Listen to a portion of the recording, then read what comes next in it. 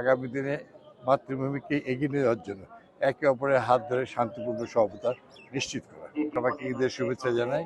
প্রতিকূল প্রাকৃতিক অবস্থায় আমাদেরকে মাঠ থেকে এখানে এসে নামাজ আদায় করতেছে।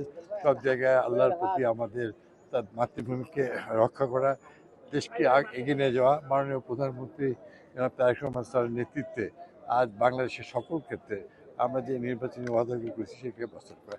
ইনশাল্লাহ রাজশাহীবাসীর ক্ষেত্রে এখানে আমার উপস্থিত হচ্ছে আমার স্নেহের রাজশাহীর মাননীয় মেয়র মাহফুজুর রহমান লিটন, আমার ভাই রাজশাহীর জেলা প্রশাসক মাননীয় প্রশাসক জনাব ইরশাদ আলী সাবাই, আমার সঙ্গে আমাদের সকল দলের নেতৃবৃন্দ এবং সর্বস্তরের রাজশাহীবাসী হয়ে আমি সবাইকে আপনাদেরকে আমাদের এই মহানগরীর শান্তিপূর্ণ সহাবস্থান এবং ঈদের পবিত্র আনন্দ আমরা যেন সবাই মিলে আমরা যেন একে অপরকে সঙ্গে নিয়ে আনন্দ উদযাপন করতে পারি। বিকাশ পেমেন্টে 10,000 টাকার বেশি অফার, শপিং চলছে তো।